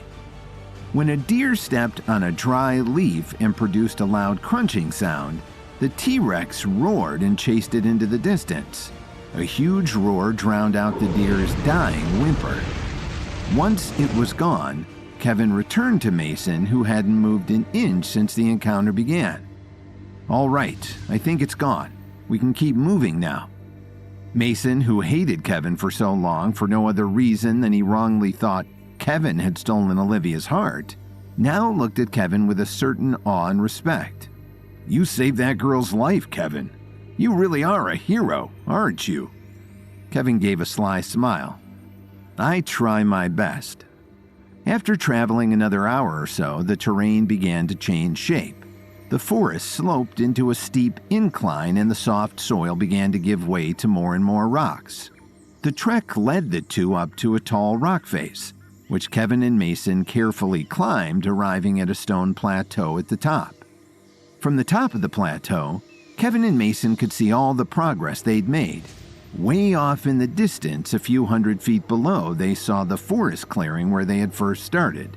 Above them, the mountain loomed, its summit barely visible through a dense layer of fog. "Well, I'd say we're about halfway there. We should be arriving in the Velociraptor territory any second now if we haven't already." Just then, Kevin heard the sound of rocks falling a few yards ahead. He instantly froze when he saw a pair of velociraptors skid down onto the plateau from a nearby slope. They were about the same size as a small horse, with razor-sharp claws and feathers all over their bodies. The velociraptors looked at each other and exchanged a few growls, appearing to communicate, before taking off down the other side of the plateau. "Come on, we have to follow them," Kevin said. "Maybe they'll lead us back to their nest." After following the velociraptors for another mile, they retreated into a large stone alcove located underneath a tall cliff. It wasn't a cave system, but just an opening in the base of the cliff that provided shelter. A pack of velociraptors filled up the alcove. Some were tearing into the flesh of a woolly mammoth carcass, while others were resting or sparring with one another. It didn't take an expert to tell that the velociraptors had a tense relationship with each other. They hissed and growled in passing, and snapped their jaws if another of their own kind even got too close. Kevin and Mason hid behind a short wall of rock and began to plot their attack. "The camouflage brew will hide our bodies, but it won't hide our scent. It might be safer if only one of us goes." Mason took a deep breath. "All right, I'll go. You can be my backup." Kevin chuckled under his breath. "That's brave of you, Mason, but I don't mind going.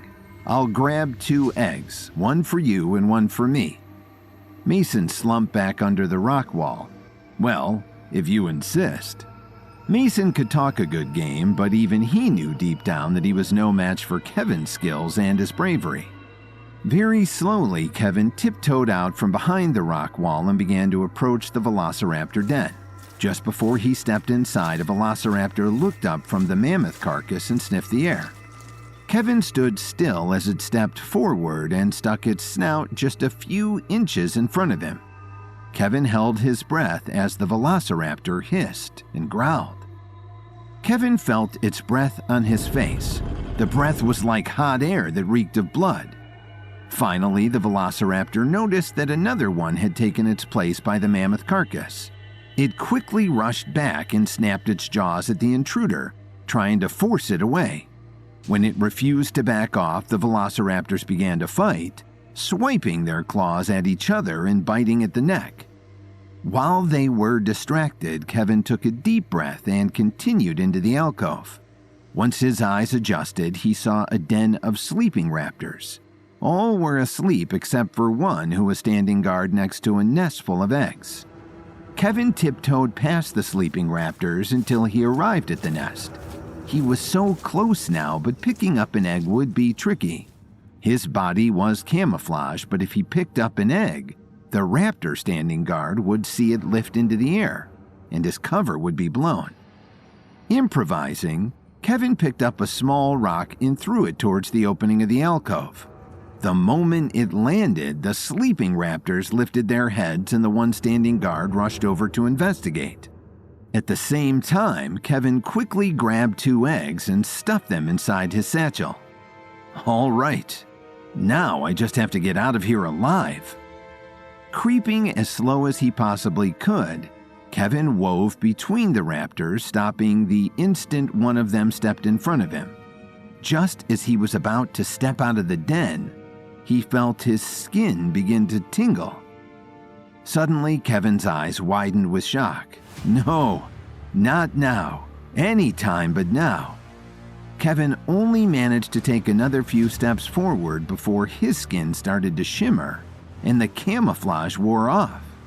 Fully exposed, the raptors surrounding the mammoth carcass looked up and screeched. In an instant, 3 of them were darting straight towards him. After following a pair of velociraptors back to their den, Kevin snuck inside under the guise of a camouflage pill and retrieved 2 eggs out of their nest. On his way out, though, the camouflage began to wear off, and the raptors were onto him in a second. Kevin swallowed his fear and prepared to fight. Just as the first oncoming raptor was about to pounce, a rock hit its head and it stumbled back in a daze. Kevin looked over and saw Mason with a handful of rocks, throwing them in rapid succession. "Leave him alone, you oversized lizards!" As more and more rocks befell their heads, the raptors turned away from Kevin and headed towards Mason. As Mason stood there motionless, paralyzed in fear, Kevin rushed over to save him. Just before one of them snapped its jaws around Mason's neck, Kevin jumped on its back and wrestled it to the ground. With a strong punch to the side of its head, Kevin felled the raptor with a single strike, knocking it unconscious. Without flinching, Kevin swept his leg underneath another raptor and knocked it to the ground. It slashed its claws at Kevin as it fell, but he sidestepped the attack. Once it was down, Kevin stomped its head until the beast stopped fighting back. There was only one raptor left after that, and it was seconds away from pouncing on Mason. Kevin rushed to save him, but it was too late. When the raptor pounced, Mason rolled under its body, leapt to his feet, and hit it with a roundhouse kick. They were close enough to the edge of the plateau that the raptor lost its footing and stumbled over the cliff. Mason looked back at Kevin with a smile. "Not bad, huh?" Just then they heard screeching coming from inside the alcove. Drawn by the noise of the fight, the rest of the raptors crept out onto the plateau, glaring at Kevin and Mason with murderous eyes. Kevin turned to Mason with a worried look in his eyes. "I can't take them all by myself, Mason." Mason gulped and stood up tall. "I'm right behind you, Kev."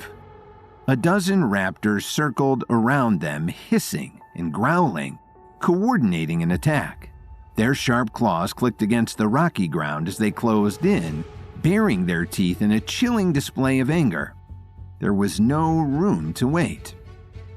Kevin and Mason shared a brief, knowing glance. Without a word, they assumed their fighting stances, ready to take on the huge creatures that surrounded them. With a sudden burst of speed, the raptors lunged forward. Kevin faced off against two of them. As one leapt toward him, he sidestepped the attack, avoiding its snapping jaws. With a lightning-fast kick, he sent the first raptor flying back. When the second raptor lunged forward, Kevin met it with a well-timed block, his forearm absorbing the impact of its powerful bite. With a swift, spinning kick, he sent it tumbling away. At the same time, Mason took on another pair of raptors. He used his surroundings to his advantage, leaping onto a rock and then springing off of it, avoiding the surging creatures. As one raptor pounced, Mason executed a mid-air spin, his heel colliding with the raptor's head. With a sickening screech, it fell to the ground. In just a few minutes, 4 raptors were down. Breathing rapidly, Kevin glanced over at Mason and said, "Hang in there, Mason. We can take them."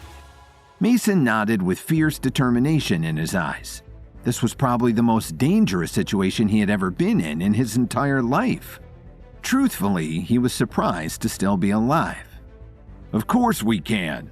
They're only the most perfect killing machines nature has ever invented. Nothing to worry about." The remaining raptors regrouped, circling Kevin and Mason once more. The pack's intelligence and coordination were worrying. Kevin knew they couldn't let their guard down for even a second. One raptor, more enormous than the others, lunged at Kevin with incredible speed. It snapped its jaws inches from his face, but Kevin's reflexes saved him. He brought his forearm up to block the creature's mouth, feeling the pressure of its bite. With a powerful shove, he pushed the raptor back and unleashed a barrage of precise strikes, targeting its vulnerable spots. The creature whimpered and staggered, ultimately collapsing to the ground. Mason, meanwhile, engaged in a deadly confrontation with one of the other remaining raptors. He spun, ducked, and dodged their attacks with expert timing. With a flurry of quick, calculated strikes, he beat one, then another, their bodies falling lifeless to the sun-scorched ground. Faced with only 3 more, Kevin and Mason teamed up to fight them. "I'll go left, you go right. Ready? Go!" In the blink of an eye, Mason and Kevin darted forward and threw punches on the raptors in front of them. Engaged in the fierce fight, they were too distracted to notice a 4th raptor had crept up behind them. After defeating the other ones, Kevin turned around and saw the hidden raptor jumping straight towards him. Kevin raised his hands to block the attack, and just before the raptor sank its claws into him, the enormous jaws of a T-Rex reached down and caught the raptor in its teeth. Kevin and Mason looked up in shock as the T-Rex let out a deafening roar. The few velociraptors that remained scattered in fear, retreating back into the alcove. Kevin prepared for the T-Rex to attack again, but much to his surprise, it didn't. Then a voice called out from above. Well, hello there, Kevin. It seems like you're adapting to this new environment quite well. I guess we can add expert dinosaur hunter to your resume.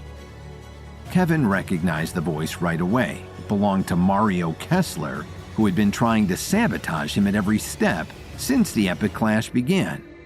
Kevin looked up and was shocked to see Mario sitting on the T-Rex's back along with two others, Arnold Merriweather, Mario's bodyguard, and Katja, Olivia's sister. Arnold was holding a rope that wrapped around the T-Rex's neck. So, you were able to tame a T-Rex, huh? There's no way you were able to do that without cheating. Let me guess, you knew there would be dinosaurs in the next round, so you crafted a suggestibility pill. Arnold threw his head back and laughed. Not everything is won through your precious pills, you know. I tamed this T-Rex with brute force. Mario grinned with evil self-satisfaction. That's enough small talk. We saved you from those raptors, if you hadn't noticed. As such, I believe we're entitled to a reward. Hand over those eggs we just watched you steal. Mason stepped forward and puffed out his chest. You didn't save us from anything. We easily could have beat those raptors on our own. Mario frowned. Fine. I'll put it bluntly. Hand over those eggs or our trusty steed here will bite both your heads off. Kevin glared back up at Mario, his heart unafraid. The eggs are too fragile. If you let the T-Rex attack me, they'll break in an instant. Mario said nothing, caught in a checkmate. Finally he said, Katja, why don't you hop down there and talk some sense into him? Without a word, Katja jumped off the T-Rex's back and walked up to Kevin. Hand them over, Kevin, or I'll force you to. Kevin hesitated, clutching the eggs in his satchel. I don't want to fight you, Katja. Your sister's a good friend of mine. Katja readied herself into a fighting stance. I don't want to fight either, Kevin, so just hand over the eggs so we can be done with this. Kevin held his ground, tucking his satchel with the eggs behind his back. I can't let you take them, Katja. If you join us, Mason and I will help you find your own egg. We can work together, you know.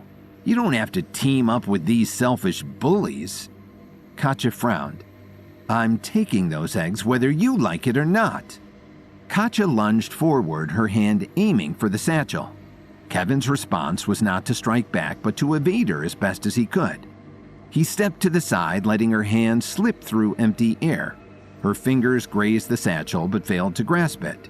She scowled, frustrated by his refusal to engage in combat. Don't make this difficult, Kevin. Just give it to me.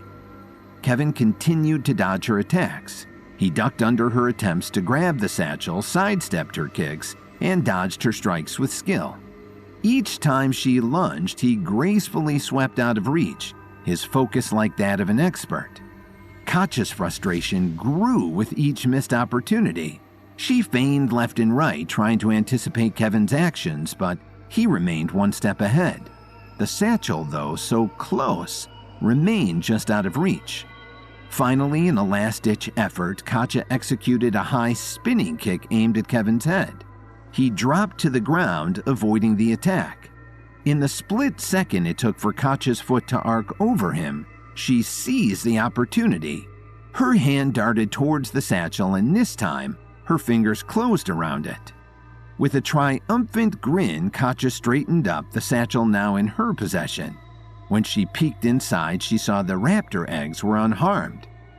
They're still good, boss. Mario grinned. Great work. Toss them up. Kevin stared directly into Katja's eyes, trying to appeal to her. You don't have to do this, Katja. It's still not too late to switch sides. Katja chuckled. I already chose my side. Mario's going to make me rich for this. She tossed the satchel up to Mario. That's right, my dear. $1 million at the very least. Just then, a loud screech pierced the air. When Kevin looked up, a pair of pterodactyls were swooping in after them. Katja tried to jump up onto the T-Rex's back, but before she could, one of the pterodactyls grabbed her in its claws. She punched against it, but it wouldn't let go, carrying her into the air. Mario, help me! Sorry, but I'm afraid we already got what we need. Come on, Arnold, let's get out of here. Mario and Arnold turned their backs as their former partner Katja dangled high over the ground.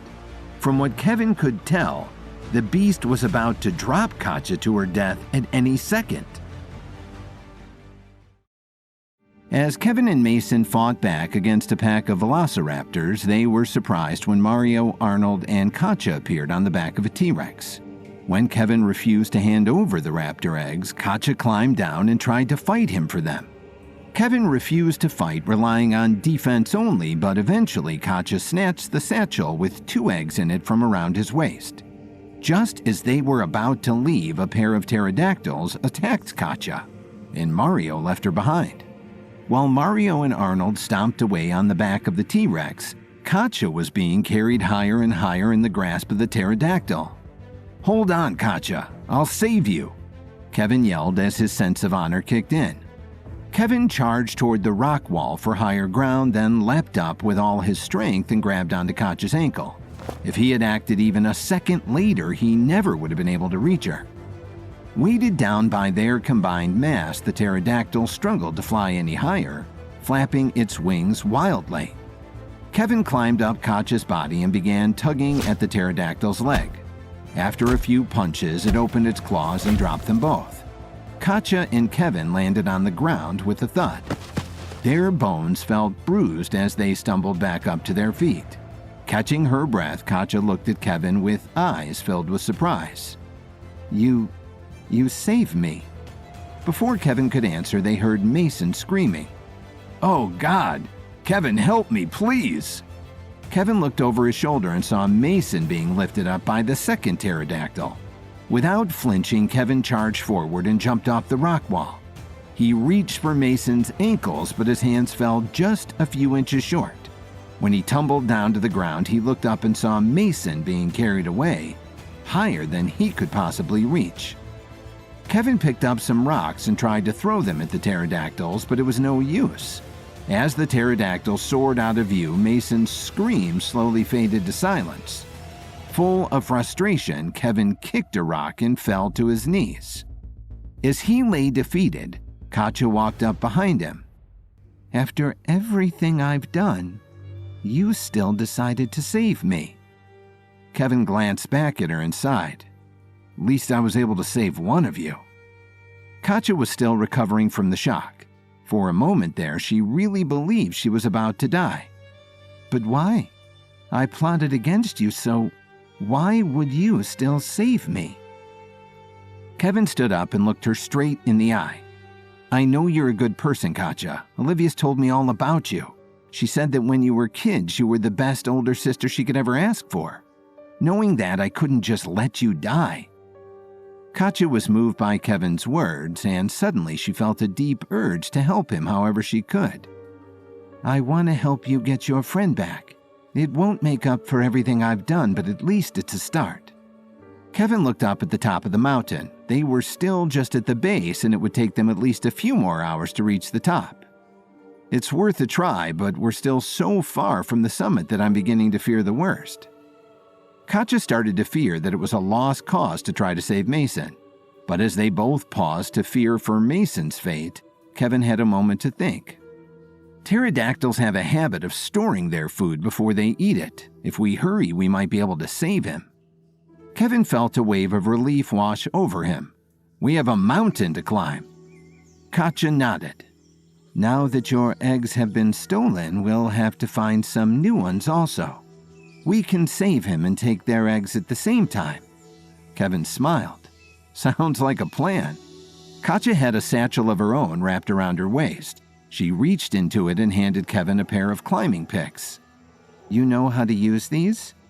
Kevin flipped the tool around in his hand and started to stab the picks into the little nooks and crannies of the rock wall. Katja watched in awe while shaking her head. "Why did I even ask?" thought Katja. Kevin and Katja continued up the mountain, and after an hour of climbing, they reached a second plateau where they caught their breath. Looking up, the summit was now much closer than before. "It's a huge mountain," Kevin said. "It might not be possible to find where the pterodactyls took Mason." Katja was starting to wonder the same thing. "We'll search as long as we have to. I'm willing to sacrifice winning the clash to save him. Are you?" Kevin thought about it, then nodded. "Mason's life is more important. I'm willing to do whatever it takes." Just then, Kevin and Katja froze when they heard the sound of pterodactyls screeching in the air.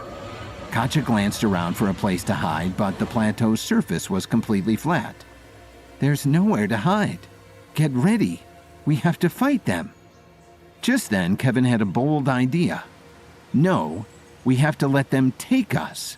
With any luck, they'll take us back to where they're keeping Mason." Katja's jaw dropped. "I don't know, that seems pretty risky." Kevin dropped his fists. "You can go ahead. I have to do this either way." Katja groaned and then followed his lead, dropping her fists. "I sure hope you're right about this." Without a struggle, the pterodactyls swooped down and picked up Kevin and Katja in their claws. As they lifted him into the sky, Kevin could feel the wind blowing through his hair. He looked back to make sure that Katja was along for the same ride and hadn't fallen to the ground and died a horrible death. The pterodactyls carried them over 1,000 feet to one of the mountain's tallest peaks. On a ridge beside a steep cliff, the pterodactyls dropped Kevin and Katja into a large nest. There was a collection of eggs in the center, and a group of other contestants scattered around the edges, cowering in fear. One of them was Mason. When Kevin saw him, Mason was shivering and had his knees tucked up to his chest. "Mason, you're alive!" Mason looked over at Kevin with fear in his eyes. "It looks like they got you too. This is terrible, Kevin. We're all going to die." Just then, another contestant spoke up. "Maybe you're all going to die here, but I'm not. I've had enough of this. I'm getting out of here." The contestant number 12 reached out, grabbed an egg, and started running away. Before he even made it 10 feet, one of the pterodactyls swooped in with a screech, picked him up, and tossed him over the cliff.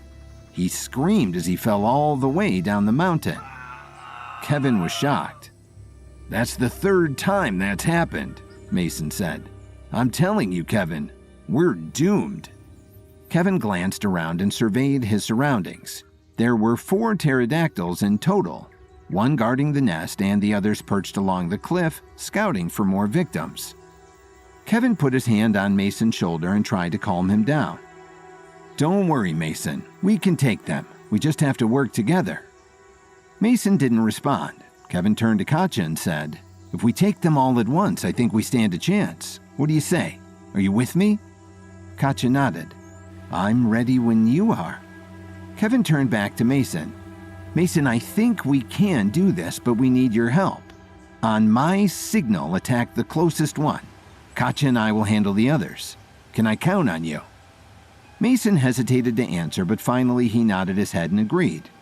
"I'd rather die fighting for my life than get eaten alive. I'm with you." Kevin nodded, and on the count of 3, he jumped out of the nest. Mason punched the nearest pterodactyl in the throat, causing it to stumble backward, while Kevin and Katja rushed after the others. Mason quickly rejoined them so they could face all 4 together. As the first pterodactyl swooped down, Kevin leapt forward, executing a swift, spinning kick aimed at the creature's head. The pterodactyl squawked in surprise, narrowly avoiding Kevin's attack by flapping its wings frantically. Mason, his heart beating out of his chest, positioned himself between his companions and the pterodactyls. As one of the creatures lunged with its beak open, he countered with a rapid series of punches and strikes. His fist struck true, landing with a satisfying thud against the pterodactyl's strong beak. The creature jumped back and was shocked by the unexpected resistance. Katja, agile and quick, leapt onto a nearby rock formation, her eyes locked on the third pterodactyl. She focused her energy, pushing off the rock into a powerful leap. With grace and skill, she sailed through the air, narrowly avoiding the creature's snapping beak. In midair, she spun, delivering a devastating kick that sent the pterodactyl spiraling away. The fourth pterodactyl circled higher, watching the situation, perhaps reconsidering its attack. But its hesitation was brief. With a screech, it dove toward Mason, who was still engaged with the first pterodactyl. Kevin and Mason locked eyes for a split second, communicating their unspoken understanding. In a perfectly executed move, Kevin and Mason switched targets. Kevin darted towards the incoming pterodactyl while Mason dealt a final blow to the first.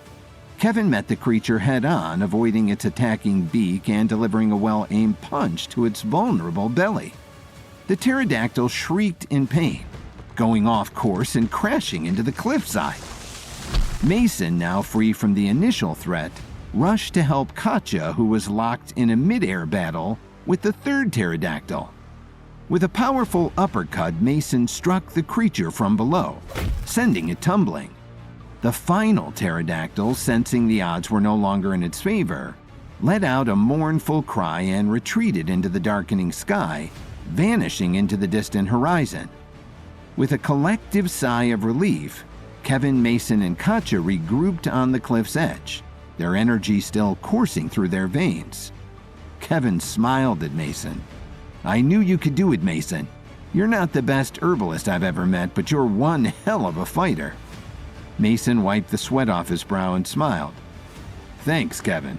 I thought I was done for." Katja interjected. "I don't want to ruin your reunion or anything, guys, but we should probably get going." Before leaving, the trio swiped 3 eggs from the nest and continued to the mountain. The summit was just ahead. Carved into the mountainside just below the tallest point was an enormous stone door. With no time to waste, they worked together to open it and quickly rushed inside.